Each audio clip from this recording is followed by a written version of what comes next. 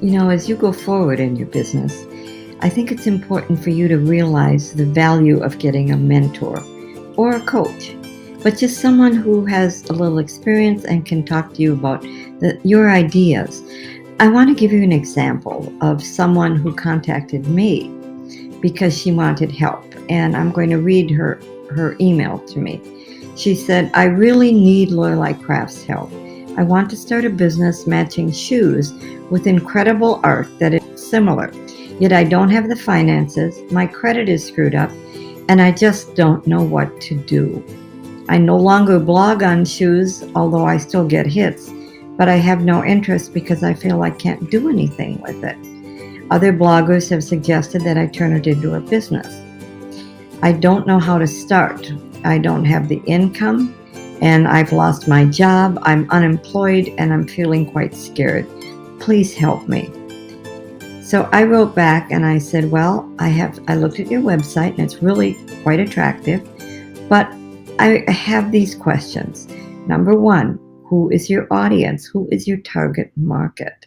Number two, how do you make money from your target audience? What do you sell to them? I would check out selling short articles on Kindle for 99 cents. There are a lot of people pulling in some decent income with short pieces of interest to target markets, and it costs you nothing to get started. The nice thing about the internet is that you can make money without needing investment cash. You obviously know how to make a great website, so you are already far ahead of many people who are just starting. And by hooking onto the sites your target market visits, you can reach them much more easily. But first, you have to have a firm grasp on number 1 and 2, who's your audience and how do you address them and how do you make money from them. And she wrote back and said, thank you. I do know that my target market is mostly females between the ages of 16 and 40. I am not sure how I can make money from them or what I can possibly sell them. So yes, this is something I must address. I will check out selling short articles on Kindle, as this is very helpful. Thank you again, and I hope that something positive will happen to me. So then I wrote her back and I said, well, you need to break your target market down even more. Not all females between 16 and 40 are interested in shoes or can afford high-end ones. What income bracket, what professions, what are their interests? You need to tie what you obviously love to what they do, want to learn more about, and can afford. And then I suggested this. I would check out women's history and the history of fashion, even the women's studies department at colleges. Tie that to something going on currently as a hook to get in some talk programs. How about the issues that women are having with their feet now that they're wearing 5-inch heels? Get a historic perspective of when the Chinese used to bind women's feet. Become the recognized expert in your field. If you write some short articles on feet, you can email that info about what you have onto Kindle and to women's studies professors. Make it a catchy enough title and you can up the price from 99 cents.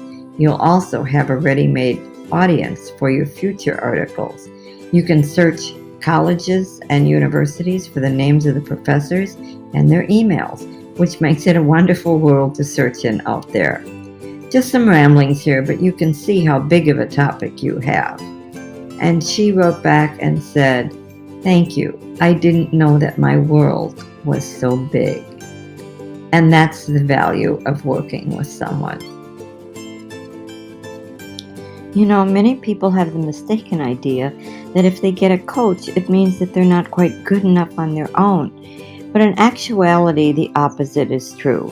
Many people who are very competent and high up in their fields have coaches. Michael Jordan had a coach right up till his last basketball game. Jack Canfield is another good example of having a coach. You wouldn't think he'd need one, but he obviously knows the value of it. I also invested $10,000 for a year's worth of coaching in Las Vegas with a man who he was actually the secret millionaire on ABC's Secret Millionaire program, he still had a coach. As well as he had done in the business world, he knew the value of investing in himself.